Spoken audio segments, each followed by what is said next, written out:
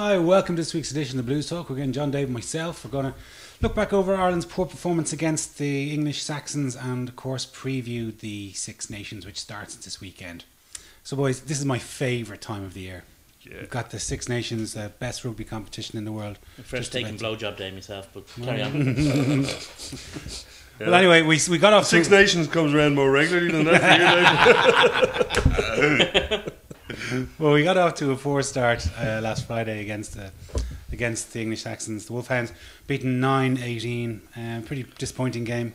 It was drab in the extreme, but hey, you know, it's that kind of a game. It's not about the result. It's not about how. It's more about just getting guys a run. Sometimes it's about seeing who is going to take the reins in terms of subs.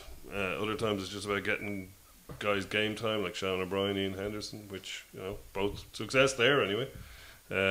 Perhaps not so successful with Ian Madigan or his halfback partner, or his original halfback partner, Kieran Marmion. Neither of them had a great game, but you know, winning, losing doesn't matter so much. Just whether they achieved what they wanted to achieve out of the game, which I don't know whether they did or not. I don't know if they did. I mean, Fergus McFadden took an injury, which isn't good. I mean, that's the bad one. All right. I would have suggested that if he had been fit, he would have started on against Italy. Don't know. I don't think there's any doubt about that. I mean, he's in great form. McFadden's fit, he plays. I mean,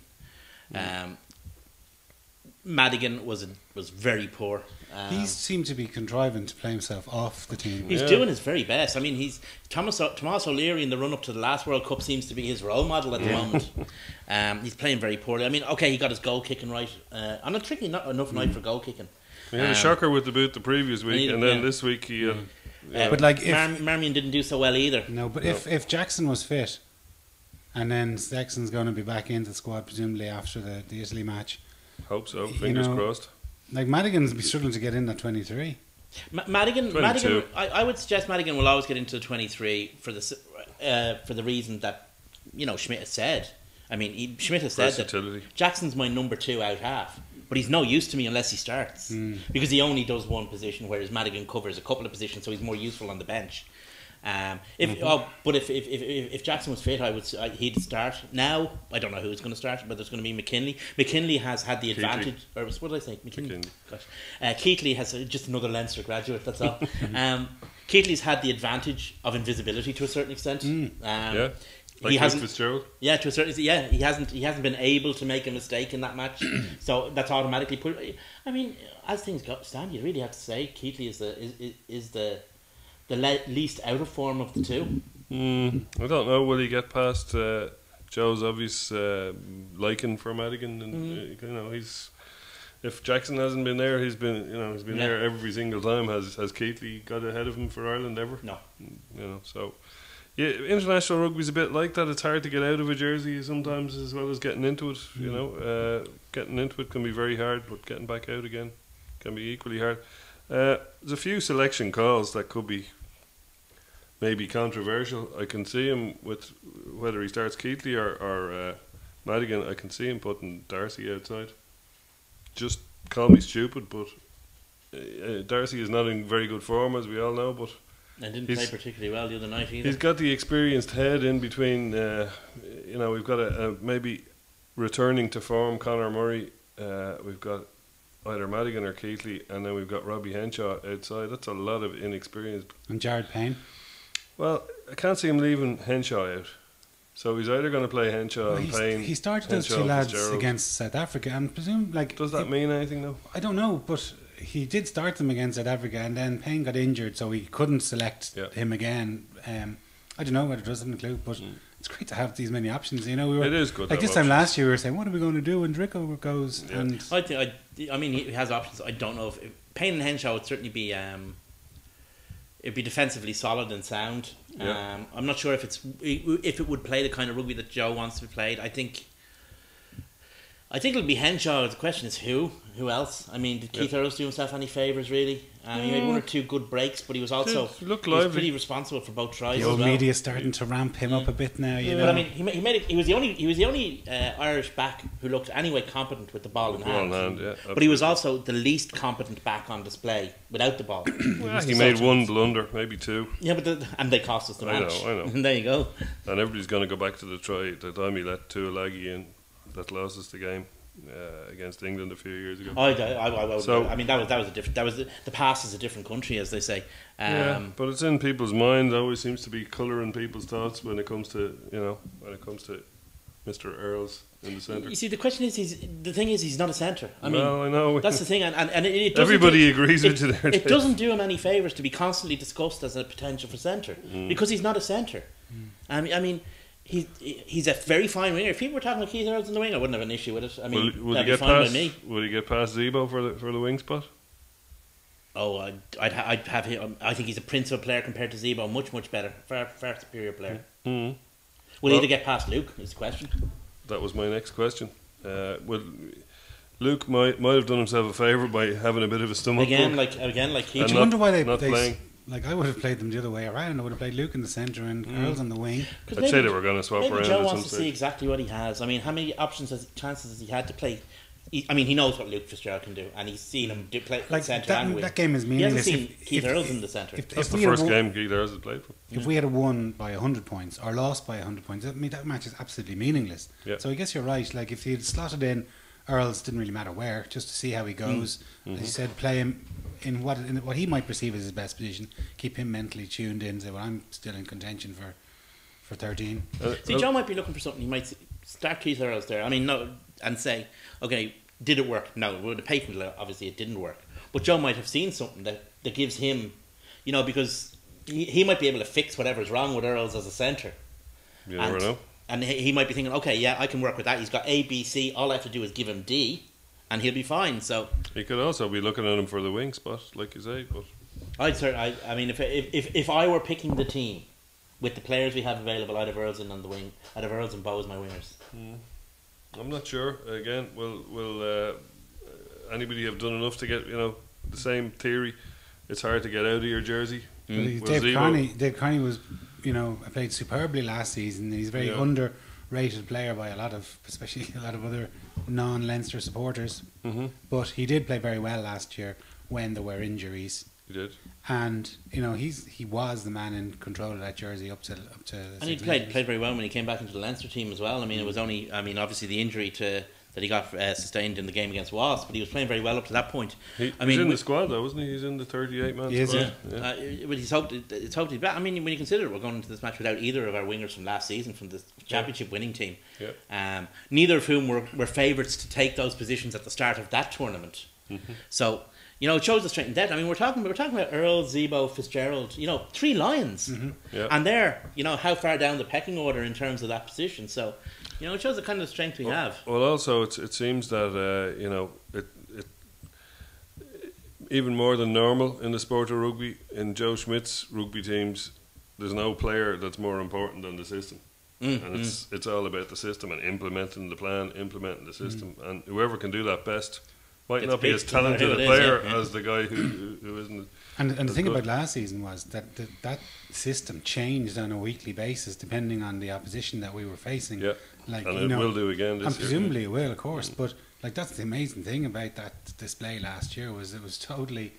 It wasn't just right. We're going to pick 15 guys and go out and play rugby. We're going to play rugby against the way that this team is. Our position is lined up, and we're going to play a different game. And we carried it through the autumn internationals exactly the same. The days of the one size fits all tactical approach to rugby are dead. Well, certainly in terms of as far as successful coaches go. So we will see different. We might even see different selections based on who we're up against. And the requirements. I mean, it's very. I mean, he's got a lot of decisions to make. Whatever about there's a wing slot, a centre slot, and a back row slot that has to be. Those are the 3. Interesting you mentioned the back row because. What I was saying at the start about both Henderson and Sean O'Brien coming through that game fairly decently, it actually improves our possibilities for the back row, and I'll tell you why. You can probably start. You can probably start. Tell us, Uncle John. Oh God! You can probably start Sean O'Brien with Henderson at 19 covering the second row, but he's also there as a bandage for the back row because he's plenty good enough to be an international blindside. So you've got the options of bringing on whether it's Jordy Murphy, Tommy O'Donnell, whoever gets the other slot. And you can bring him on at 6. So let's say Heaslip and O'Brien are both not 100%. You could have either O'Mahony or Jordy Murphy at 8. You could have Henderson, and you could have. It'll be interesting to see what state the players are in. I mean, this is obviously information we're not privileged to, but I mean, he could say to either Sean O'Brien or to Peter O'Mahony, go out there and absolutely run yourself into the ground for 55, 60 minutes, and then we bring on this beast. To mop up what you've started. So, I mean, we've seen him do it before. I mean, Schmidt has done that before with players. Do you think he'll start O'Brien? I probably would lean towards the temptation that would be huge. I mean, if he's looking at him and he sees A, he's fit, and B, he's going well in training, obviously he's going to start him because he's the best player in the back row. I mean, he's a superb player. The thing is, should you rest him for the futures now kind of thing I said before. I mean, what are you holding them back for? This is our first game. This is the most important game. We lose this match, our entire campaign is boned. But he looked shattered when he came off. Like, I thought he was brilliant for the first half an hour, and then he just is. It kind of waned a bit. Got to expect that. I know that, but I'm just saying, like, you wonder whether they're going to pick him the following week in Italy rather than just put him on the bench, give him 20 minutes, and then get him raring to go. Maybe that's what he needed to There's two ways. In all these situations, there's two ways of doing it. There's put him on and leave him there until he tires, or bring him on after 60 minutes, hoping to get the final, or after 50 minutes, hoping to get the final half hour out of him. But if that backfires, excuse me, if that backfires on you and you only get 20 minutes out of him, you're in trouble. Whereas if you only get 30 minutes out of him from the start, at least you've got better options. Yeah. So swings and roundabouts there, but at least having the Henderson thing there to balance it all up. And it covers as well, obviously, the loss of Rhys Ruddock.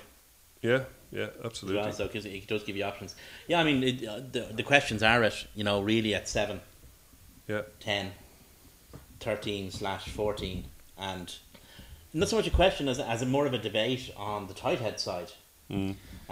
Personally, I go with Marty Moore. I have to say, I thought the scrums for the Wolfhounds, I was going to say the Greyhounds, for the Wolfhounds were absolutely superb. I thought our scrummaging was excellent. Scrum was looking good. Yeah. And that was with Mike Ross on. I have a feeling Mike Ross will start. Yeah. Because Moore is probably better off the bench, and because again back to that same theme where how long is Mike Ross going to last?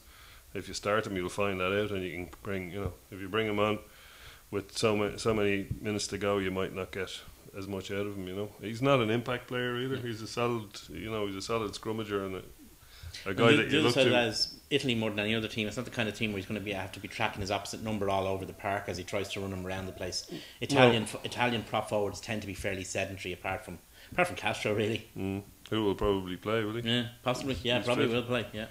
And he didn't play. He went off injured against us last year. Yeah, for 5 minutes. I think. Yeah. So, I can just see again experience and having a bit of an experienced head, and if he's looking to get full 80 minutes out of both second rows, which he may well be doing, you want to have But that's a gamble that he has to take. Whether if he's going to play O'Brien, and as you say, he might have Henderson on the bench to come in and cover him.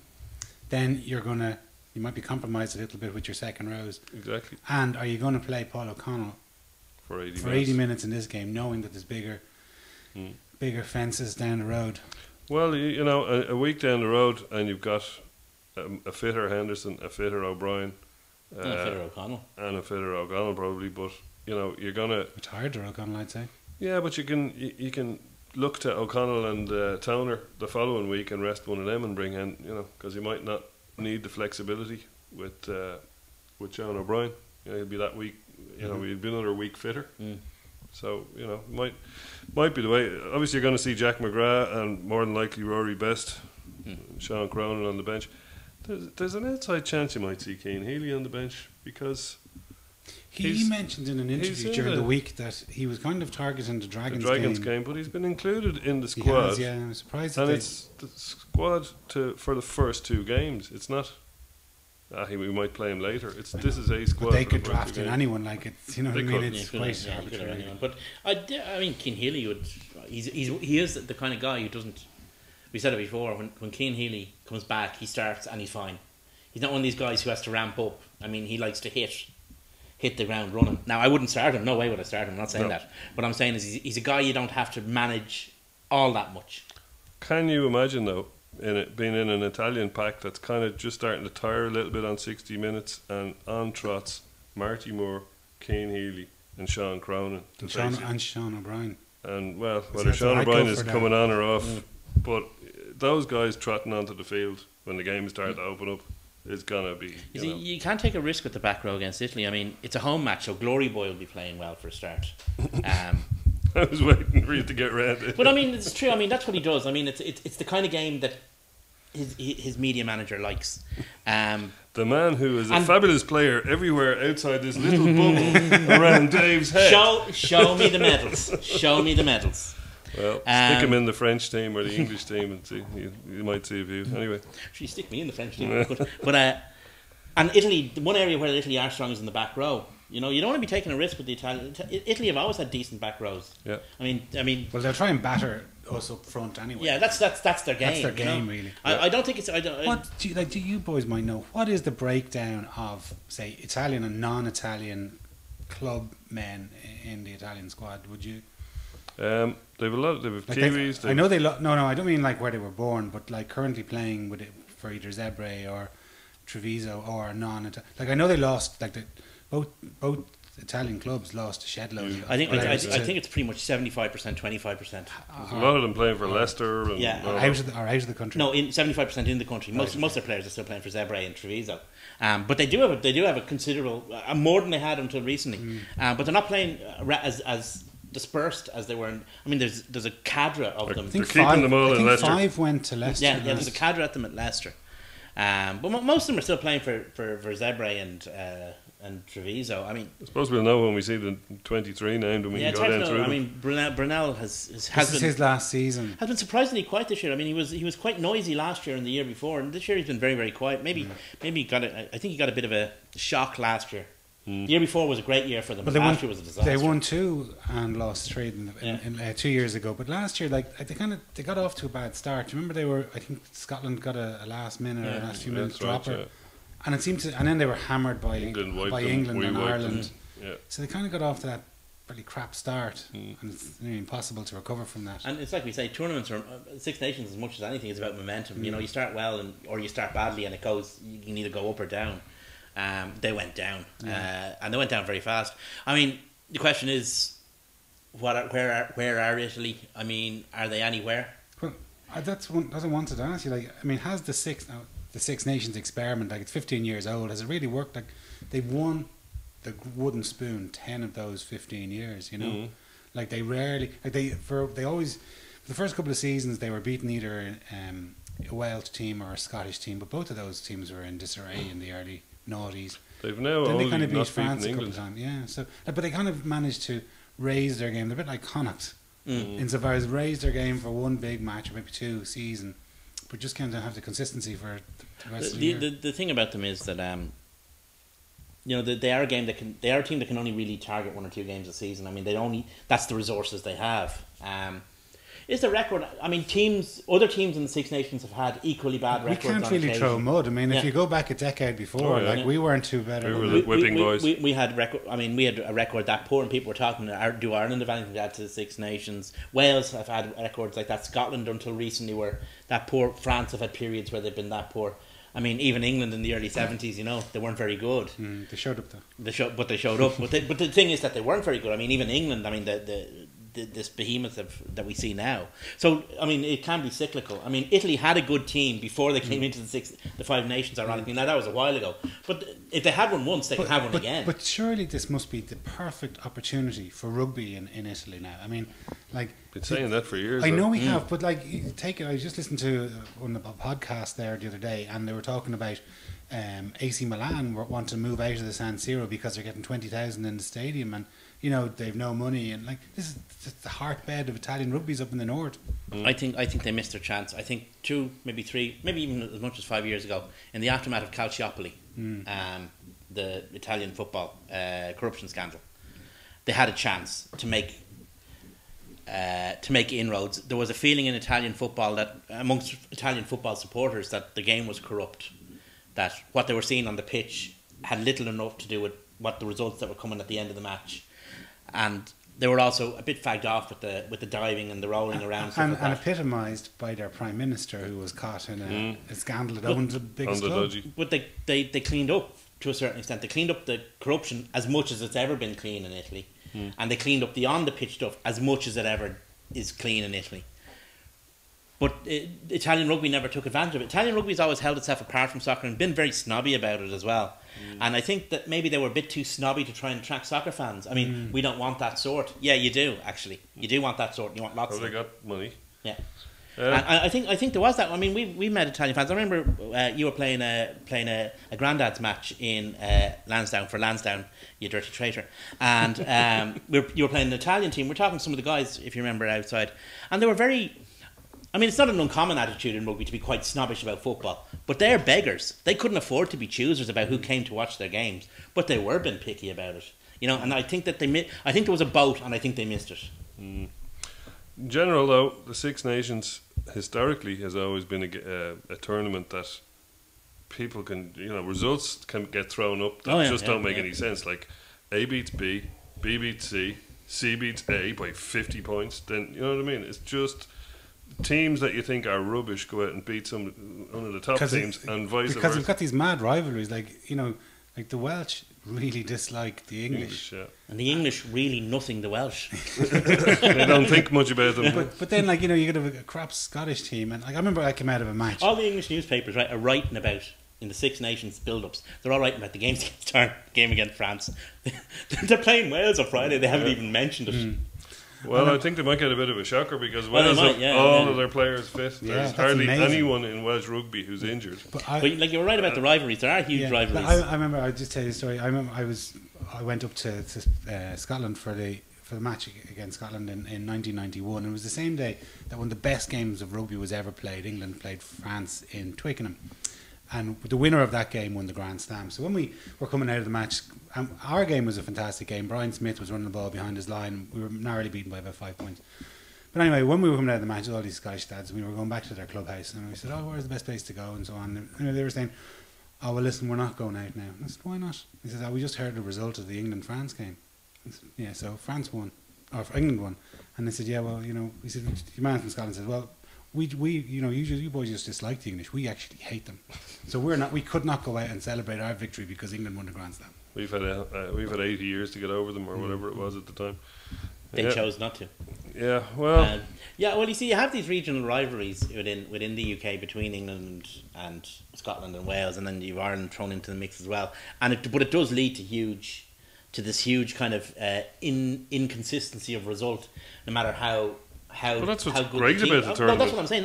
That's why it's as good as it is, because you don't get that. I mean, there's big rivalries between New Zealand, South Africa, and Australia, but are results ever a surprise in the Tri Nations, for example? Occasionally. Very occasionally. I mean, if New Zealand generally play well and they generally win. Yeah. South Africa run them close. Maybe that's as good as it gets. But I mean, you don't see them a couple of times in the last. You don't see the inconsistency of result based on the distances are so vast. I mean, it's a 4-hour flight from Sydney to Auckland. Like, it's a massive distance. Yeah. Whereas, you could be in Scotland in half an hour. You can see Scotland from here, and you can see Wales from here. Yeah, no, that's what makes it the greatest rugby tournament in the world. Well, I just think that it could produce some very strange results. Wales could turn England over. Yeah, I think Wales could, based on England's injury situation. That ends England. That ends England's Grand Full Slam. stop. In day one. Grand Slam and Championship and Triple Crown. I'm not saying Scotland are going to beat France, but you just never know. With France, you can't predict them. They could be just taking Scotland for granted, and they've got Ferran Cotter over there. Not only is he a good coach, but he'll have an insight into the French and particularly mentality. The way rugby has gone in France in the last 5 years. That there's so many non-French players coming through. Like I mean, there was one French guy in the Toulon. One French guy in Toulon team that's won 2 Heineken Cups and been in the last 2. I think there's a lot more than one. They had about 4 or 5 in the squad. In the starting 15. Bastareaud. Yeah. Only one of them went to the Six Nations last year. No, that's a possibility, all right. But I think it's overstated the amount of foreigners in French rugby. There are too many, and that's the problem for them. But there's a lot of guys in French rugby. Like it's 14 teams, and they have more players than anyone else. They've got more players in the top 14 that are French than we have in the Pro 12 that are Irish. Put it that way. I agree. Yeah. So and that's if you stop at the Pro 12. Or at the top 14. I mean, they've guys in Pro D2 as well who are top-notch players. See, the English Saxons had a guy playing for Worcester from the Championship. Yeah. Very interesting. Like, you rarely see that with a guy coming up. I'd say Lancaster's had his eye on this guy for a while and just wanted to keep him going up the pyramid, even if his club aren't. France are going to be interesting to see what they do. I mean, the other thing about France is they don't have the problems with picking these foreigners for their national team. That there's always if a Michael Benn situation or a Richard Strauss situation arises, there's always a debate about it in Ireland. There's a certain debate about it in England. In France, there's never any debate about it. They just pick the guys. I don't know whether it's a colonial attitude. I don't think there's any debate about it in England either. I mean, it's quite common. Quite a lot of them. Like there's quite a few South Sea Islanders in the English team. There's the cricket team. They'll pick any South African with 2 legs and 2 arms. There's some South Sea. I mean, it's not as bad as people think. People forget that the Vunipolas are actually British. Oh yeah, of course they are. I know that, but there are players that, like Thomas Waldron had. Didn't even know he was qualified until his mother rang him up. Oh, you get ridiculous situations like that, but then every country's responsible for them. But in England, there is a debate about it. I mean, I follow a couple of the better rugby journalists, the English rugby journalists, and they do kind of talk about this kind of stuff. And there's talk about it. You don't see that much of a debate about. I follow Gavin Mortimer, who writes for Media Olympique, and David Arnault, who writes for L'Equipe, and they never talk about it. I mean, when Spedding was picked at fullback, I mean. They didn't talk about it. I mean, I remember Peter de Villiers. You remember Peter de Villiers? Tony Marsh. France has a history of picking these guys. I think it's part of their culture. They are kind of an enveloping culture when it comes to this kind of thing. Anyway, so are we going to find out this tournament maybe that Stuart Lancaster has feet of clay? And they've given him a 6-year deal, haven't they? Exactly, and he's got a World Cup. He's got a home World Cup. He's decimated with injuries, though. Well, that's the point. Like he a few years ago, he was a guy who was a stand-in coach. Nobody expected a whole lot from him. But what he did was he put, he seemed like a good guy, has a good, honest way of doing it. He got rid of a lot of the attitude issues that were in the team. But once he's done all that, and he's done a great job, has he got anything else? I mean, he's not Joe Schmidt, no one is, but has he got that bit of spark? Bit of nous, and and also his coaching team, Farrell, and Well, you see, I mean, he would. Do those guys have enough kind of outside the box thinking? If it wasn't for an absolute worldie last year, with France scored, England would be Six Nations champions and Grand Slam champions. That's true. France scored what turned out to be, looking at their season. England were really good though last year. They were. France beat them, and it was a fluke. It's as simple as that. France beat them in a fluke. One of those fluke results that the Six Nations turns up, but it was still a fluke. England were very good last year. This year, despite the fact that the RFU has, bent over and dropped trow to the clubs to make sure that they're going to present a very strong, coherent squad, well-prepared squad for the World Cup. They have a lot of injuries right now, and the question is, this is what we're going to see about Lancaster. I don't think there's a problem with Lancaster tactically. I don't think there's a problem with the selection. I think he's a very, very good coach. The question is now how he deals when the best players, when his first 15, when his first 23 aren't available. And that'll tell us. That will speak volumes, Dave. Well, I don't think it'll speak volumes. I mean, we still know that an England team with all its best players in it, as we have to assume will be going into the World Cup, will be a formidable team and will be capable of beating the All Blacks because they've beaten the All Blacks. Something we still have to do. Yep. So the question is, how does he react when he's got the next generation down? We know how Joe Schmidt will do. He goes out and he beats South Africa. He goes out and he beats Australia. He goes out and he wins a Six Nations championship. How does Stuart Lancaster react? That's the question, and that's what we'll see. Looking back on our performances, pretty much since Joe Schmidt's taken over, every game has practically been, a flip of a coin, whether or not we win or lose. Like we were very narrowly beaten by the All Blacks, but then there's been quite a few other matches since then that, we like the French game, 2 points. The match against Australia when they came back, the match against South Africa, similarly enough. A lot of the games have been on a knife edge. Now we just managed to fall over the good side. Whereas England seem to win games far more convincingly than England. England are a team when they build up, when they get a head of momentum going, and they're very, very hard to stop. I mean, the difference is, I suppose, the difference that Joe Schmidt has over previous incumbents is, I mean, those were games we always used to lose. Yeah, that's true. If it was a 50-50 match, we lost it, and then we were brave. We had a moral victory, and we were happy with that. Now we're winning those games. I mean, we started off losing it with the All Blacks, but we progressed. The England game was a very close game last year. As I said, whatever about the France game, England-France, with France beating England, taking the Grand Slam off England, equally, that was a very close game that we could have won, and we could have been in a Grand Slam position against France. Mm-hmm. So it is quite a close tournament. And Ireland do tend to have, in recent years, come out better in those close matches. Teams coached by Joe Schmidt in a close game tend to win. Statistically. Yeah, I read something recently, and they were talking about, or it was an interview, I can't remember who it was with, but it was like a year later after we were beaten by the All Blacks. And, he was saying that when they met up again the following Christmas, a few months after that match, that they all had to sit down and go through the video in minute detail, even though none of them wanted to. But Smith had pored over this video and was picking out the 11 missed tackles or whatever it was in the last sequence play, and he just, whereas most people will just nearly just bin it and say, right, draw a line with that and we'll start again. He just was minute in his detail about how much. That's his middle name, it seems, Mr. Detail. But yeah, he's compared to the other coaches around with the possible exception of Sant Andre, like Gatland. What do you think of Gatland? He's getting old. In terms of his time with that Welsh team. What do you think of Gatland naming his team 3 or 4 days in advance? It's a bold move, Jason. It's a bold move. I think Gatland is trying to freshen things up. He's setting his stall out. But he can't because his personnel is the same. But he's trying to do stuff. The question is, Gatland hasn't bragging about his lack of injuries. He's just going, look, that's what we got. What have you got? Gatland hasn't suddenly become a bad coach. Wales haven't suddenly become a bad team. But I don't think Wales will be that successful this year, despite that. Because I think that team and that coach have spent too long together. It's the voice, same voice for 5, 6 years. I think Wales are still a very good team. I think Gatland is still what Gatland is. He's a very good coach. But I think that they've all spent too long together, and it's time to go their separate ways and see if they can both benefit from new experiences. Mm-hmm. I read something the other day about, there was some guy was giving out about the amount of physical training that the Welsh team are doing.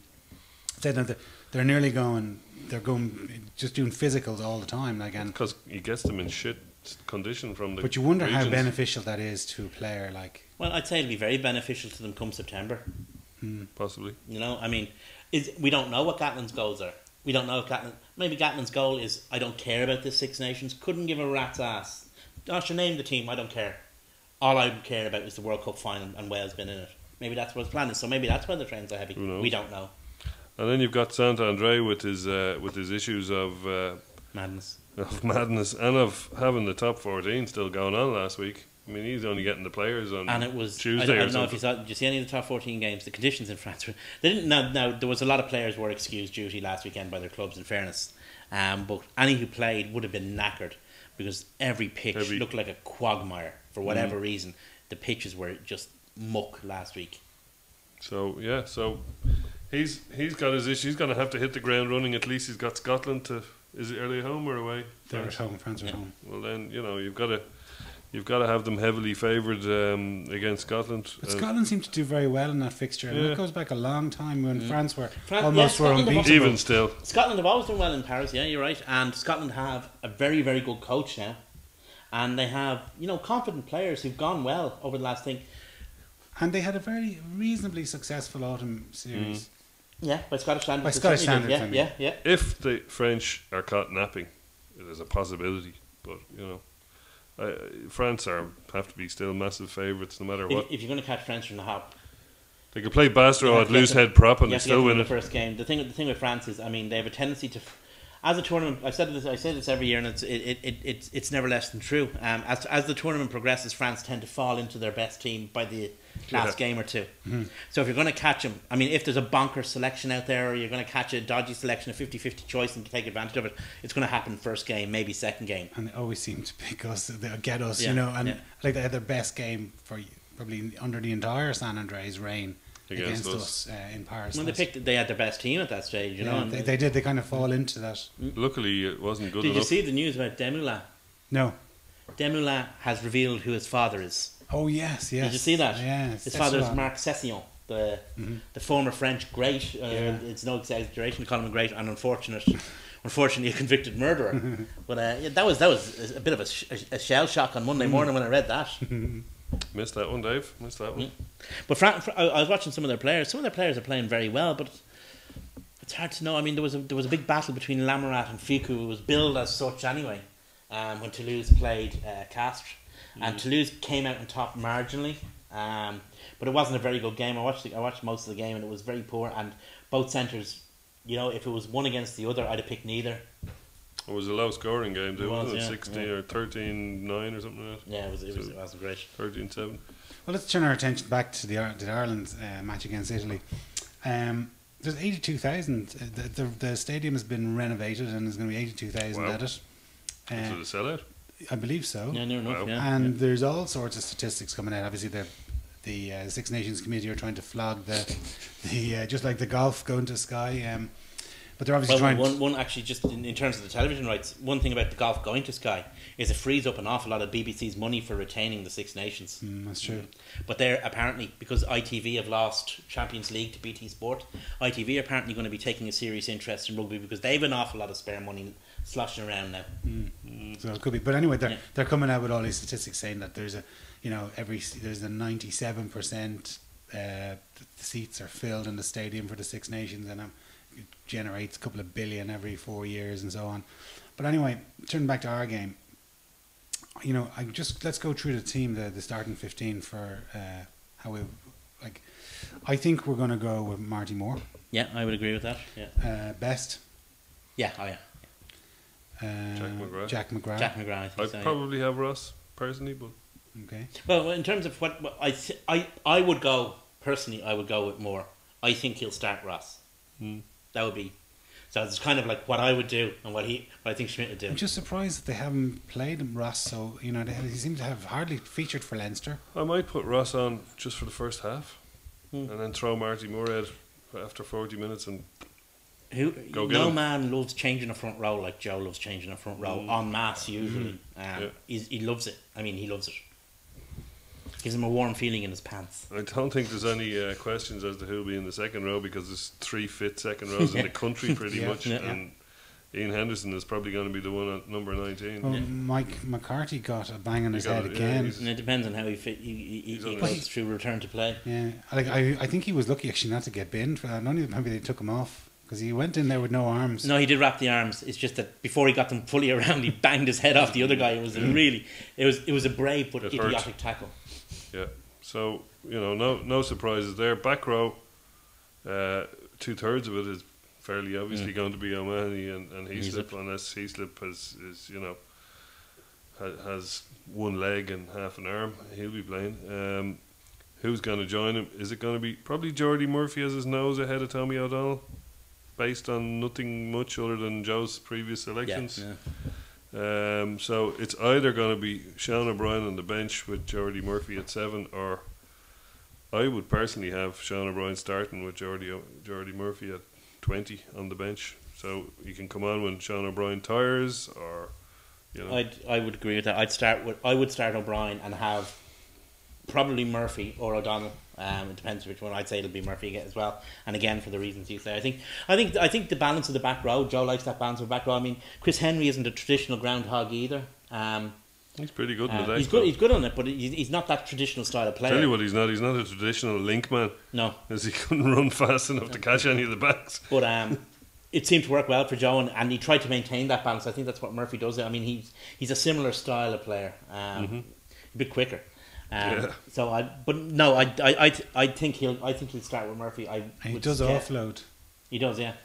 I think he'll start with Murphy. I would say he probably will. I think he'll give O'Brien that extra week. He seems to make meters in contact too. Geordie Murphy seems to have a knack for that. Yeah, Joe loves meters in contact as well. He does. If he's not changing the front row, he loves meters in contact. Conor Murray has declared himself fit today, so he's bound to start. And then it's Madigan or Keighley. I'd say it'll be Madigan, but don't know why I'm saying that. Not by much. The way they're playing is the difference between shit and shite. To be honest with you, I mean they're both. I mean they are. I mean they're both neat. Would either of them fill you? Would you have either of them in Madigan, the squad? If Madigan is a very talented rugby player who's nailed into the 22 jersey with Sexton fit. Yeah. Keighley is probably a little bit more of a plodder, bit more reliable. Plodder is an insult, but he's a more reliable, more orthodox player. He's a more orthodox player. Yeah. But which of them you pick? I'd say you'll pick Madigan. Sometimes you need orthodoxy in that jersey. I mean, sometimes it's the right thing to do. If you're away from home in front of a baying crowd, you want somebody who's going to pick out the corners, and play that steady orthodox game. I mean, Joe has done it before. I mean, he likes that game away from home. We've seen him go away to France with Leinster and pick, a really heavy pack and just kick all day. Yeah. So he's going to want somebody. I mean, and that is one thing that Madigan doesn't do well. He doesn't do well, and even by his own standards, he's not doing it well at the moment. Outside of that, big questions for everybody seem to be in the centre, and I don't know if anybody else is predicting that Darcy might get in just because of his experience. Playing very badly, didn't have a good game against the Wolfhounds for the Wolfhounds against the Saxons, but the amount of times he's been written off and come back in a vital match to prove everyone wrong. He's got to run out of road someday. He won't be able to do that, but people have been saying he's finished for so long now, and he hasn't been. That I think that would merit possibly giving him I believe Darcy's finished. Finished when he gets his piece of glass. So I think it's kind of a safe thing would be Darcy and Henshaw. He could just as easily go Darcy and Payne, or Henshaw and Payne, or he could also go Fitzgerald. I think he's going to pick two from. I can understand your Darcy point, and I would have said he's going to go with Henshaw and Fitzgerald actually. But I can see your Darcy point. All right. I think I might do that, but it's good to have options. Yeah. I think Henshaw and Fitzgerald is the best balanced pair, best form pair as well. In fairness, Luke is playing very well at the moment in that position. Henshaw's playing very well. I think he'll go Earls. I don't agree with it, but I don't think he will. I don't think he will. I think he'll put Earls on the wing. I think he'll play Earls, but I think he'll pick him as a winger. Because, I mean, there's nothing Joe loves more than not picking someone. How rare is this that we're actually talking about fellas in different backs positions fitting into different positions in the team? Yeah. For years, if some priest took you out at under 14 and said you're a second centre, but the priest take you out for dinner, was it? Easy. Wine. Or maybe just brought you back to his room to wash your feet or something. Okay, things might have changed in my day to your day, but if an under 14 coach took you and said you're a second centre, you're a winger, and that's the position that you end up playing for the Lions and it's just because someone made that distinction. Whereas especially in Australia and France and New Zealand, everyone was interchangeable. It didn't really matter unless you were a scrum half. They pretty much stayed, as a number 9. But and even the French, even then, they sort of changed around and decided to throw them in the. If I was picking it, I'd go with Bow and Earls. I think Keith Earls as a winger is international class, easily international class. Carney's nailed on. And Carney's nailed on a full back. Bow is, It's interesting you make that utility back thing, because if you look at the players we have that you could juggle around the back line, you've got McFadden, you've got Madigan, you've got Fitzgerald, you've got Earls. All of those guys. Henshaw. Wing, centre, fullback. Can play wing, centre. Well, certainly centre and fullback. Both centres and fullback. Those guys. I mean, that's some amount of confusion you can cause. Maybe we're about to enter the total football era of Irish rugby. You've said it with a Dutch accent now. Yes. Total football. Yes. So yeah. I mean, you could throw Zebo into that mix there. You've played full back for Munster. That's true. That's true. We're talking about guys who are good at it. Oh, stop. Outside of that, has Owen Redden declared himself fit? What's happening in the subs? Did Marmion do enough, or is Boss still sewn into that jersey if Redden is not going to make it? You see, I think that Boss is the safe option. Joe likes to have different styles of scrum half. He likes to have one of each. The question is, what Murray kind of confuses that, because Murray's both. Murray can play the Boss role. He can do everything the Boss does. He can do everything that Redden does. So the question is, I mean, then it's dealer's choice basically. As the thing. I mean, Murray's an exceptional scrum half. I mean, he's probably certainly the best native scrum half in the Northern Hemisphere. Ruben Pienaar is probably the best overall. I remember 2 years ago, I think it was Ireland-France, it was in the Aviva, and it was Jackson's, might have been his debut in the Aviva. Yeah. Like, Murray protected Murray did a Ruben Pienaar on it. He's only 22, he was so young compared to, admittedly he had a good bit of experience more than Jackson. Murray is just, but he just took over control. He just took the responsibility on and minded him and guided Jackson through, who was obviously going through a dodgy enough, because he just. Well, you'll have to do the same to Ian Madigan or Ian Keefe. Well, I think Murray, maybe will that swing the halfback choice? The fact that Murray has more hours in with Keighley. Maybe. I mean, again, I don't think it makes that massively a difference which one of the 10 start, but maybe that might be a consideration, a swinging factor. And we all like a good swinging factor. Well, one thing we didn't like, just moving the topic on to Leinster, back to Leinster. They've announced the new design for the Anglesey stand. Bit of short debate on detail though, isn't it? It did, yeah. I know it's hard to see from a few little drawings, but you have to hope that certainly for us anyway, that there's a terrace being included in it. They hope there'll be a terrace. I know it's so vague, and I think it's what's known in English literature as weasel words. No, that's what I mean. When you use words that are soft, that mean that you can choose, that you can make the meaning later fit around them, and that's what they've done. I mean, I'm not very confident as things stand. Neither am I. Not the way it's worded. No, absolutely. Because if and the way it looks on the drawing. If there's a terrace, say there's a terrace. I mean, yes, there will be a terrace. That's it. End of debate. Everyone's happy. Bye bye. But this kind of stuff is very. I think there's an element of how much upset will they cause. Yeah. And I think the answer. I think that. And when would they like it caused? I think Leinster Rugby will find out that the amount of upset that terrace dwellers will cause will be considerable. Do you think?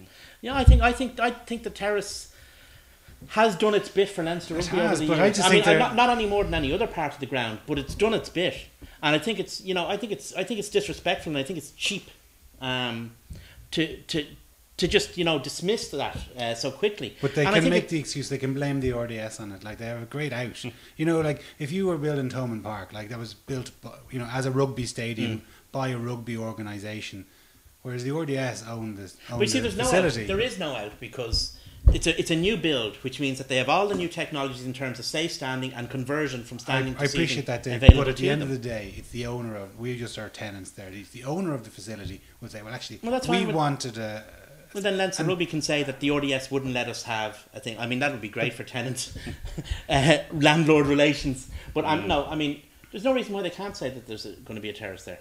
They've chosen not to, and it worries me. I mean, I've not been overly confident of the Leinster management's attitude to terracing over the last 3 or 4 years since this process first started, and this has done nothing to reassure me.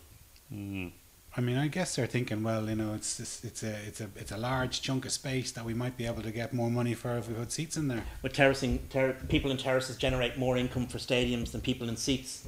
You can get more money from more people in the same amount of space out of terracing. Both Bundesliga clubs and Football Supporters Federation in the UK have done studies into this in terms of safe standing, and a person in a terrace spends more and takes up less resources than a seated person. You're listening, Mr. Dawson. I don't know. I mean, I just didn't get a very strong vibe from him at all, and he was muddying the waters a little bit and just throwing it out there and see what way would lie. Speaking of muddy in the waters, they still haven't, as of Tuesday, haven't told us when we're having our quarter final, whether it's Good Friday, Easter Saturday, or even Easter Sunday. What's going on there? TV companies can't agree on a slot, or? Well, I heard today that the government won't be pushing for a change of drinking opening pubs for Good Friday this year, even though there seems to be a groundswell within the government to make that change.